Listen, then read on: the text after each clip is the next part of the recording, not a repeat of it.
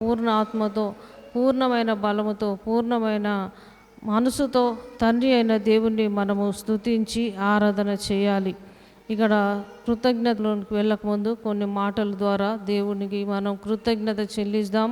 నీ జీవితంలో, నా జీవితంలో, మనందరి జీవితంలో అనేక దయ్యం శక్తుల నుంచి, అనేక దురాత్మ శక్తుల నుంచి, అనేక ఆటంకాల నుంచి, అనేకమైనటువంటి సాతాను మనలను అనేక పరిస్థితులకు, అనారోగ్యతలకు, మరి అనేకమైనటువంటి ఆటుపోట్లకు, మనశ్శాంతి లేకుండా చేస్తున్న ఆ సాతాను శక్తుల నుంచి దేవుడు మనలను, నిన్ను, నన్ను, మనందరినీ విడుదల దయచేశాడు. అందును బట్టి మనము దేవునికి కృతజ్ఞత చెల్లించాలి. ప్రభువా, సాతాను శోధల నుంచి, అపవిత్ర ఆత్మల నుంచి, దురాత్మ శక్తుల నుంచి నన్ను విడిపించి ఈ రీతిగా విడుదల దయచేసినందుకు, నా కుటుంబాన్ని, నన్ను విడిపించిన విధానాన్ని బట్టి అయ్యా నీకే కృతజ్ఞతలని దేవునికి మనము కృతజ్ఞత చెల్లించాలి. మొదటిది.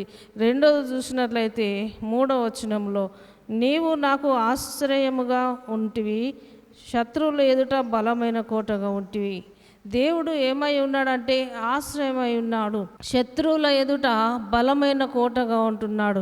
యెహోషువ గ్రంథంలో 10వ అధ్యాయం 12వ వచనంలో చూసినట్లయితే, యెహోషువ శత్రువులతో యుద్ధం చేయడానికంటే ముందు అక్కడ ఇశ్రాయేలీలందరూ అక్కడ కలిసి నిలబడినప్పుడు యెహోషువ దేవునికి ఏం చేశాడంటే ప్రార్థన చేశాడండి. ప్రార్థన చేసినప్పుడు ఏమని ప్రార్థన చేశాడంటే, సూర్యుడా నువ్వు గిబియోనులో నిలుము, చంద్రుడా నీవు అయ్యలోను లోయలో నిలుము అని ప్రార్థన చేసినప్పుడు అక్కడ సూర్యుడు నిలిచాడు, చంద్రుడు ఆగాడు. మరి ఒక్క నరుని మనవి చూడండి, ఒక నరుడు ఒక నిమిషం చేసినటువంటి ప్రార్థన ద్వారా మరి సూర్యుడు ఆగిపోయాడు, చంద్రుడు నిలిచాడు. శత్రువుల మీద పగ తీర్చుకోవడానికి, శత్రువుల మీద యుద్ధం చేయడానికి యెహోషువకు, తన ప్రజలకు బలమును అనుగ్రహించిన వాడుగా ఉంటున్నాడు. అందుకే మనము రెండవది దేన్ని బట్టి కృతజ్ఞతలు చెల్లించాలంటే, శత్రువు నుండి మనకు విజయం దయచేసిన దేవుడు, శత్రువుల నుండి విజయం ఇచ్చినటువంటి దేవుడు. శత్రువు అయినటువంటి మనుషులు కాదండి. కొన్నిసార్లు మనుషులు శత్రువులు అనుకుంటాం మనం. మనుషులు కాదు శత్రువు అపవాది నుండి మరి మనలను విడుదల దయచేసిన దేవుడు. మరి అనేకమైనటువంటి అపవాది మనకు శత్రుత్వం చేస్తున్నటువంటి పరిస్థితుల్లో నుండి మనకు విడుదల దయచేసిన దేవుడు. యెహోషువకు ఏ రీతిగా విడుదల దయచేశాడో, యెహోషువను ఏ రీతిగా మరి అక్కడ సూర్యుడని గిబియోన్లో నిలువమన్నప్పుడు అక్కడ సూర్యుడు నిలిచాడు. చంద్రుడను అయ్యలోను లోయలో నిలువమన్నప్పుడు అక్కడ చంద్రుడు నిలిచాడు. ఒక మనవి ఆలకించి దేవుడు ఏం చేశాడంటే సూర్య చంద్రులను ఆపాడు.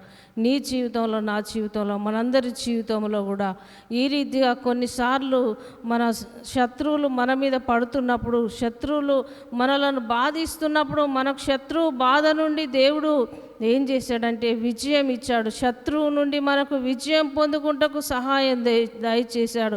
అక్కడ యెహోషువ తర్వాత దేవుణ్ణి స్తుతిస్తూ, ఆరాధిస్తూ, దేవునికి ప్రార్థన చేస్తూ దేవుని మహిమపరిచిన వారుగా ఉన్నారు ఇశ్రాయేలు ప్రజలందరూ కూడా.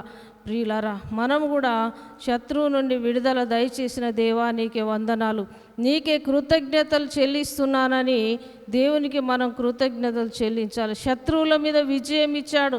అందుకనే 23వ కీర్తనలో చూసినట్లయితే 5వ వచనంలో, నా శత్రువుల ఎదుట నాకు భోజనం సిద్ధపరచున్నావని కీర్తనకారుడు అంటున్నాడు. అంటే శత్రువుల ఎదుట మరి ఇశ్రాయేలు ప్రజలను మరి బలమైన కోటగా చేసిన దేవుడు మనలను కూడా శత్రువుల ఎదుట ఒక బలమైన కుటుంబంగా, బలమైన బిడ్డలుగా దేవుని అంగీకరించి, దేవుని నమ్ముకొని, దేవుని కొరకు బ్రతికే బిడ్డలుగా నిన్ను నన్ను చేసినందుకు, బలమైన కోటగా నిలబెట్టినందుకు దేవునికి మనం రెండోది కృతజ్ఞత చెల్లించాలి. మూడోది చూసినట్లయితే 4వ వచనంలో, యుగ యుగములు నేను నీ గుడారంలో నివసించేదను, నీ రెక్కల చాటున నేను దాగుకొందును. యుగ యుగములు దేవుని గుడారంలో నివసించే భాగ్యం మనకిచ్చాడు. దేవుని రెక్కల చాటున దాగుకునే భాగ్యం మనకిచ్చాడు. దేవుడు ఈరోజు మర్చిపోయాడని చాలామంది అనుకుంటాం.